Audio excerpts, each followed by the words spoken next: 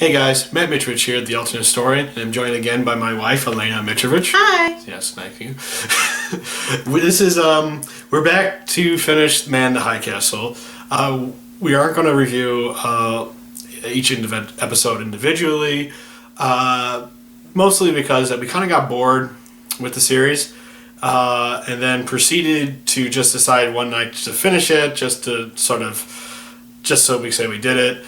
And we changed our minds quickly because we ended up binge watching the rest of this series.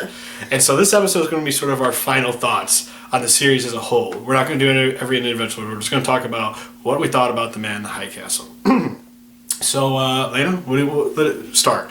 What do you think of Man in the High Castle? Well, there were highs and lows for the whole season. Obviously, we were kind of excited. High castles and low castles? Sure. Yeah. You were dying to say that, weren't you? I just thought okay. So, in the beginning, it was great. It was exciting, and maybe, I don't know, it was a thrill, a new show to watch, but, or like what was going to happen, and the fact that I have not read the book at all. I had no idea what I was getting into, and just wanted to sit and watch something with you. I read the book, and I had no idea what I was going to do. Right. So, and then in the middle, it just got really boring. I don't know what went wrong, what they were thinking. There was just a lot of unnecessary talking, unnecessary doing, unnecessary everything. And then towards the end, maybe would you say the last 3 episodes? 2? Yeah, they got better. Things started getting better. There were some twists and turns, and you started to be more concerned about the characters. You learned some secrets. You learned some interesting things. I got really nervous because, obviously this is spoilers, right? Yeah. Okay. Spoilers. So spoilers about who was going to kill who, and what's his name? Give me something. The German guy in New York. John Smith. John Smith, yeah. I got super worried that he was going to kill his son, but I also enjoyed the fact. Well, we should back up a little bit because we should explain why that he was going to kill his son. He wasn't planning to kill his son per se. The kid was there was this, in his storyline, this his son was apparently having some medical issues. They took him to the doctor and discovered he had some disease or disability that would mean that he would deteriorate over time.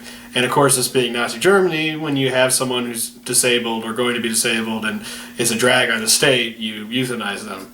Right. And so they were saying, that I remember the scene when they said that the doctor said this to John Smith. He actually gave him the medicine to do it, to kill his son, saying that you can either do this in the privacy of your own home, or I give this to tell the government about this and they'll do it. So because you're this high-ranking SS officer, I feel this is better than letting this become a state matter.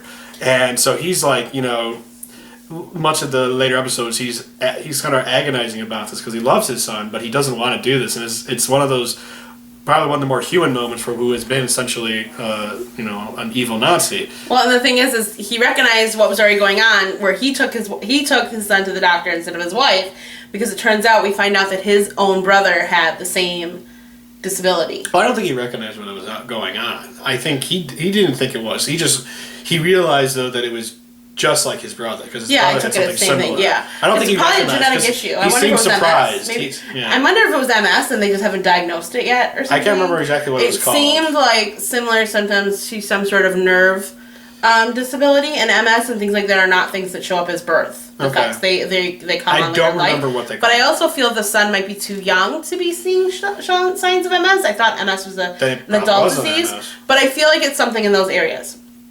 So anyways, the season ends with him not sure what he's going to do. He keeps trying to, push his son into sports and kind of just ignore, not ignore, but encourage him to keep doing what he's doing. And his wife also does not know about the diagnosis. They just keep it from her. But that was just one subplot of many issues. But that one just struck me really hard. I was just really scared that he was going to do it. It really freaked me out. It made the Nazi character human, and because it was kind of like, see what you did? Now it's your own kid. Now, do you see? Do you see? True, that's kind of what they're going for. But that was a subplot to his main story. His main plot was that he soon discovered who had put the hit out of him early on in the season.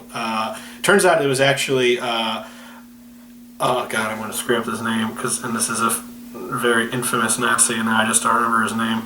Oh, yeah. Shoot. I'm going to mention like a bad historian. I think it was Reinhard Heydrich. Yeah, or is it Rick? Oh, God. Heydrich. You all know him. He was the one who kind of helped create the final solution. He's still alive. And I had no idea that he was a real person, and because I'm just not good to history like he is, and details and people. I don't remember people's names. I know, details. but like I was just like, this guy was mean. He was really, really mean. He kind of scared me. Well, he's a real person too, and which scared me. That's when I asked you if he was real, and you told me he was. That freaks me out. Well, in our timeline, he was assassinated by some Czech resistance fighters, and this timeline obviously looks like he survived an assassination attempt, and is still involved in Nazi politics. And in fact, he's trying to assassinate Hitler. He's going to assassinate Hitler and take over Germany once John Smith's help. Now, John Smith must be a very high-ranking officer within the American Reich for this guy who wants to be the near Fuhrer to need him.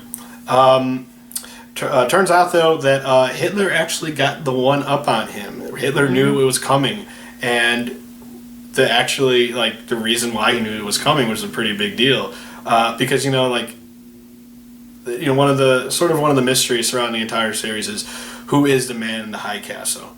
And it turned out who it is. And it turned out the man in the high castle was Hitler himself. He's been essentially playing off both his own government and the resistance fighters to collect these films. And he has a ton of them. He's got a ton of them. And I thought they did some really interesting stuff with there, because first off, the films, he's not, in the book, the original book, the man in the high castle was an author who wrote the book The Grasshopper Lies Heavy. And in there, he's just an author. The big twist is that he used the I Ching to create this book, and since the I Ching only tells the truth, that meant that the history inside The Grasshopper Lies Heavy was the real history of the world, which had, the United States and Britain winning World War II, but then they become locked in a Cold War with each other. And what was strong about that twist was that it meant that timeline was the right timeline, which meant that the timeline of the man in the high castle and our timeline, the timeline of the reader, were false timelines. And confusing. Yeah. Well, Philip K. Dick has this whole running theme of questioning reality and everything like that, so it sort of worked. And this one, though, the films are all from different timelines in the multiverse, alternate timelines, and sometimes they even come from sometimes they come from just alternate histories. Sometimes they show the future. And essentially they've been being brought over here, and Hitler has been using them.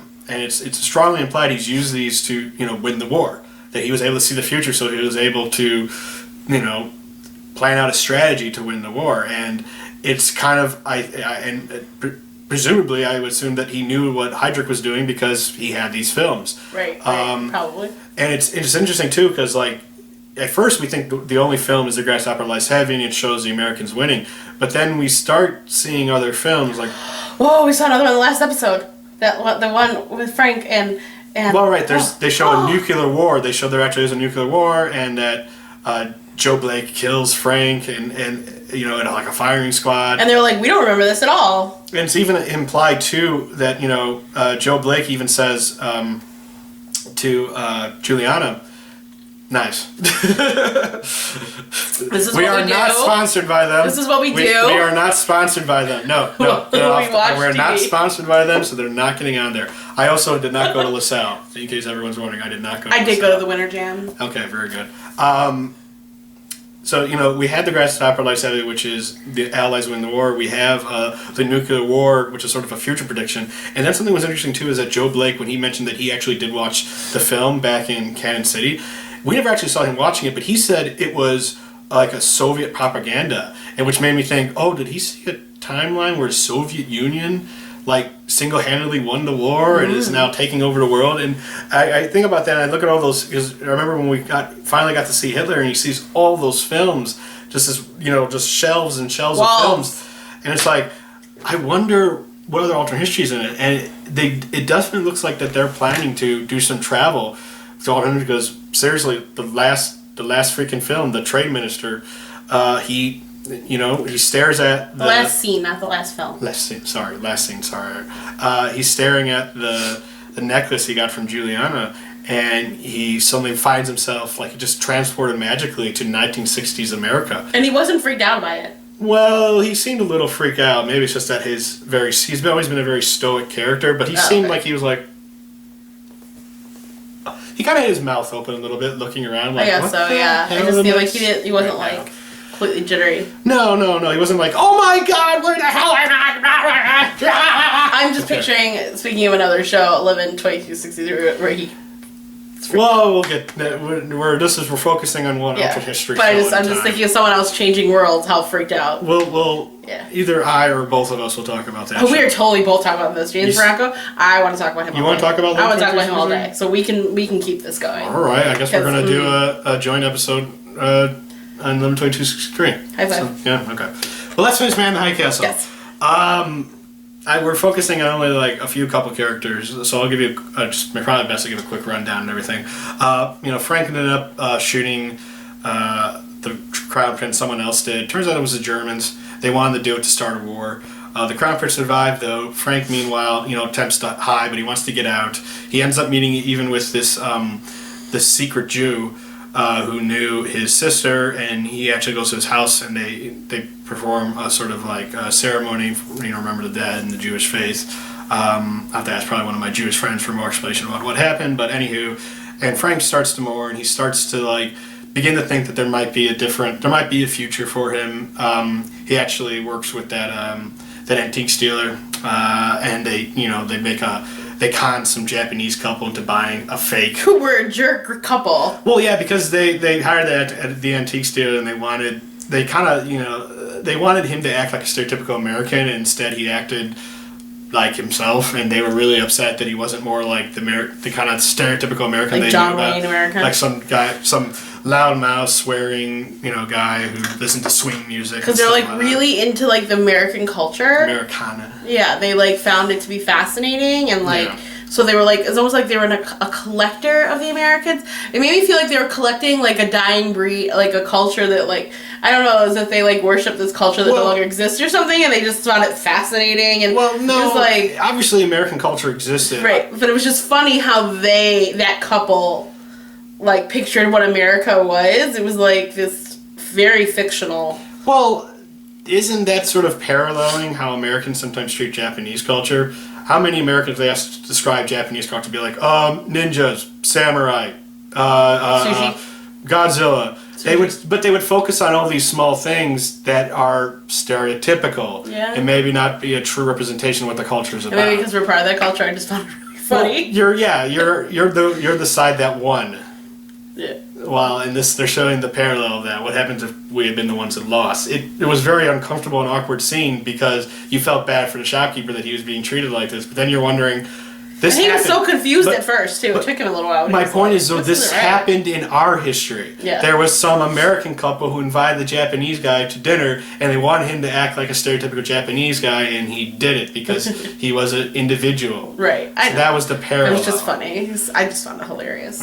Weird, super weird, like weird. Juliana, meanwhile, works with the resistance, infiltrates the trade ministry, where she becomes friends actually with the trade minister. Discovers that her stepfather is working for the Japanese. He's Been for years. He's been for years. They've been monitoring phone calls and stuff like that. He said he worked at the post office. That was his cover up. That was his cover, he was postal man or something. Yeah. Juliana even eventually tells her mother and her stepfather that Trudy is dead, her sister. The And mother mom doesn't doesn't believe believe it it, yeah. because she thinks that Trudy's still alive, and she says I thought Trudy was dead because I couldn't feel her anymore, just like I couldn't feel your father when my husband when he died originally, but now I can feel Trudy again. And at first, Juliana sort of brushes her off, but then at one point she thinks she sees Trudy in like a marketplace, and she tries to act her, can't find her, and you like to think that maybe this was just her having an episode, but when we find out the truth behind. Okay, so the truth. Can I explain the truth? The story makes me so sad. I'm not sure if we're talking about the same truth, but go She ahead. finds Trudy. Well, okay, fine. One of the reasons why Yeah. she.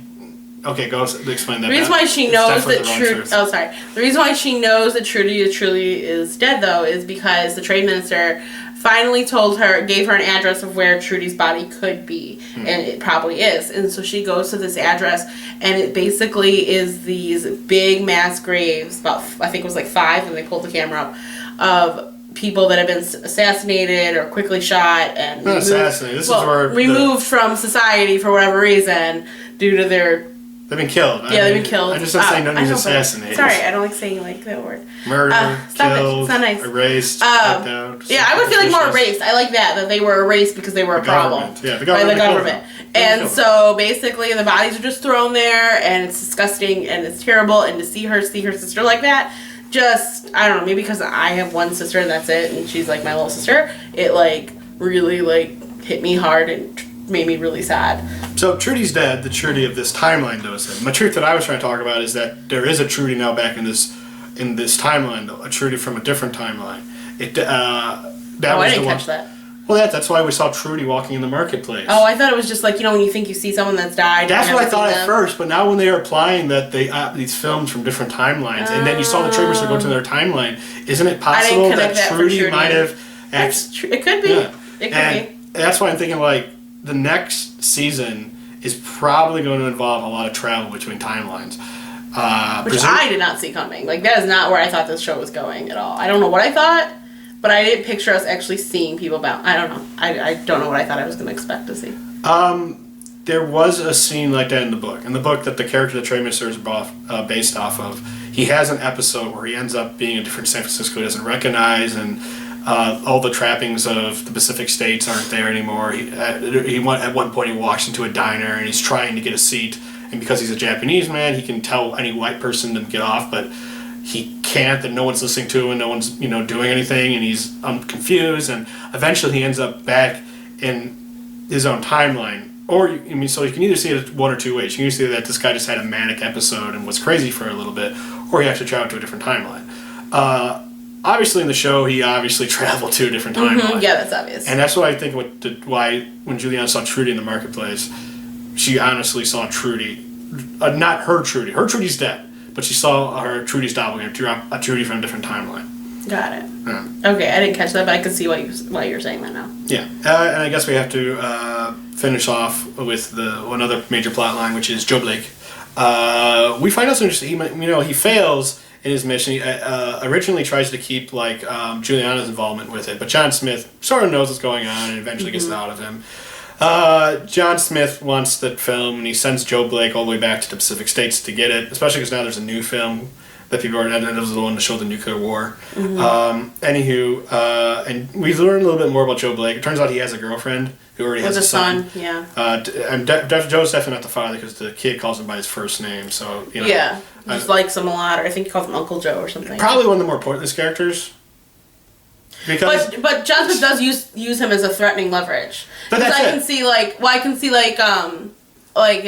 if he had no one, Joe Blake being like, I don't care what you do. Well, because he has someone that's important. Fair enough, but my point is though, I don't think they were ever mentioned in any episodes leading up to it, and they're just there so that they can be used as leverage. And then, I see what you're saying, but I kind of Joe ends up, and then anyway, Joe ends up, I gotta explain what's going up next, but Joe ends up goes to California, tries to get it from Juliana. There's a lot of craziness that goes on. At one point, the Yakuza get hands on the film. Anywho, the plan is to kill Joe. The resistance plan is to kill Joe and then help Juliana and Frank get out of the country. But instead, Juliana decides to help Joe, takes pity on him. Joe wants to change, and so he puts him on a boat to Mexico. Presumably, Mexico's neutral, so they're still around. My point is that they were just created just so they give Joe a reason to go back to California, but otherwise they weren't pertinent to the plot up to that point. And even after that, he didn't seem to care all that much going to Mexico. That's true, because if he's going to Mexico, the same threat would still apply, wouldn't it? Unless they could somehow get them there. That would be like, yeah. I see your point. I guess I like seeing them because then it gives them a face, and then I'm concerned about them. But now I'm like, because otherwise I might have forgotten about them. But because I've seen them, they mean something to me. But they're just because I see now, I am concerned that they're being left behind. What's going to happen? Yeah, that's why I'm saying they're pointless. They were just there to get Joe to act, but once they got him to California, they were unnecessary to plot to the point where they didn't even really mention them. Mm-hmm. It was pretty poifless. Mm-hmm. And besides, here's the idea: what about we have someone that Joe probably cared about, who he might have actually gone to California for, someone if John Smith threatened them, his dad. They mentioned his dad several times in the lead up to the episodes where we found his girlfriend and her son. But we never talk. We don't know who his dad is. That seemed like they were pushing that as a secret. I was going to think like his dad was some high-ranking Nazi official or somebody. Nope, never mentioned. Never saw it. Joe was. I mean, but Joe mentioned that a couple times that some things he done was for his father, but and his father apparently is around. For a second, I thought his father might actually be John Smith's brother. They might actually be related. But then it turned out that didn't actually work out. Another big plot element we had to deal with is Frank, is trying to stay away from the Kemtai. Ends up turning himself in though because DJ Quayle's character, and I know he's got a name, but I'm just gonna call I like DJ better. Actually turns himself in to save Frank, and Frank doesn't gonna go along with that and turns himself in. Right. And then there's the inspector who who ends up being the one who discovered that it was the Germans behind it all along. Even discovers a German assassin and kills the German assassin. And the sergeant, who really travels with him, he's like, "Why are you doing this? He was the guy who tried to kill our prince." He goes, "Yeah, and if everyone knows that, they'll start a war and we'll lose." And he's like, "But if you don't find the assassin, you're gonna have to kill yourself." And he goes, "Yep." And I'm like, that character, I never liked the Inspector. Inspector, not in terms of, I shouldn't say, he was a good character. I like him as a character, but I didn't like him because he was kind of an asshole. But right. He still works as a character. But to hear him say that, to hear this character who he didn't really like, but to see is like, if I have to die to save my country, to save everyone, it's like, I'll do it. And I'm like, that's actually... You respect that. Yeah. Turns out he didn't die because DJ ended up turning himself in as the one who had the gun and presumably was the one who shot the prince. And so, but, that's a whole... But we already talked about what happened because of that. So, any other kind of points, things you want to point out before we give our really opinion, our final thought? No, I think we covered it pretty well. I think we hit all the major events that have happened in the last couple episodes. But yeah, like I said, there were some highs and then it got low. And then it was just boring. The mid episodes of the show were sort of weak. Which was a bad idea. Bad, because some people may not finish it then. So if you didn't finish it, we highly encourage you to finish it. This was one of the most watched shows that Amazon has ever produced, one of their most original shows. So people obviously finished it. Maybe we were just the weird ones, but... True. The first few episodes are pretty good, although I never liked the whole, the Japanese don't have a nuclear bomb. They do end up getting the knowledge to build it by the end of the series, which I still think is kind of stupid. Spoiler! We've been spoiling everything. Why is this one You're spoiling that for me, the end of the series. What do you mean I'm spoiling? You watched this whole thing. I don't know. Oh, they said it in that... Never mind. Yes! That's where they're going to get the uranium mines in the Rocky Mountains. Never mind. Just never mind. Lena. Just never mind. Just let it go. Sometimes I miss things. I miss things that kind of things. I care more about what's happening with Julian and Joe and all that kind of stuff. I just miss other things. Of course. So anywho. But I will endorse Amazon making more shows because I've also watched several of their other stuff. Well, let's just focus on one. I would encourage Man in the High Castle was good. I'd encourage you to check out Amazon's other things, and I would say... Don't tell me, tell them. Oh, well, I think that, I was, concerned about, such a big company taking on this area of, making money or whatever. Making money? Well, because, Netflix... They a company that already I know, but Netflix and Hulu are, the big, Use your words, darling. Streaming things, and so to have Amazon come out with original stuff, I think it was pretty smart of them, and they did a good job with it because it could have gone really bad. You guys have heard me complain about the Japanese having a bomb and just being all around weaker for no other reason from the Germans other than apparently that's what the writers wanted. Like I said, the mid episodes were pretty weak, but they started to get progressively better as the series neared its end, and I like the twist they did at the end with Hitler himself actually being the man in the High Castle. I kind of had a gut feeling. Yeah. And then when you told me that wasn't true, because that didn't happen in the book, I was kind of disappointed. And then, now I'm kind of, happy that that's the way they went. And I like how the scope now seems to be getting a little bigger. There isn't just, 2 or 3 timelines. There's an unknown amount of time. It's an infinite amount of timelines. And I think that's going to be really interesting to see as we kind of learn more about the larger universe that these people inhabit.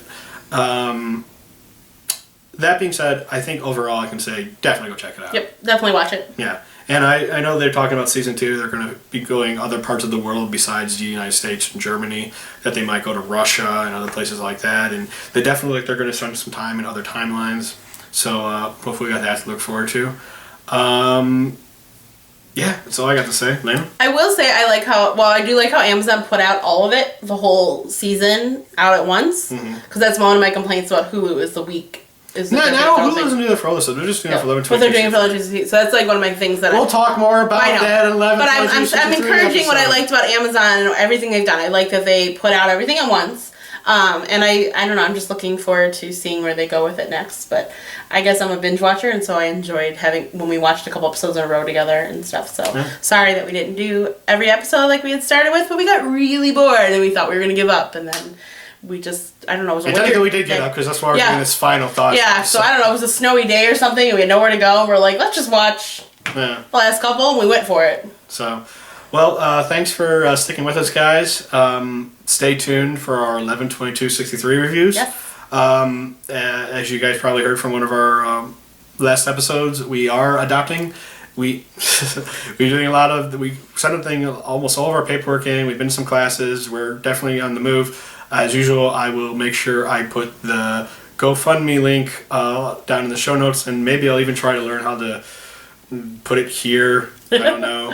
Maybe if I get really interested in playing around with. And check out our blog. Make sure you put our blog. Yeah, we have our own blog just about the adoption. So as well as our own personal blogs. Man in the High Castle, definitely a recommendation. A little flawed at times, but I think if you get past some of the world building, I think it gets better. I swear. You're gonna find a really good alternate historical drama. So I'm Matt Mitrovich, the alternate historian. This is my wife, Elena Mitrovich. That's all we got. Bye. Bye.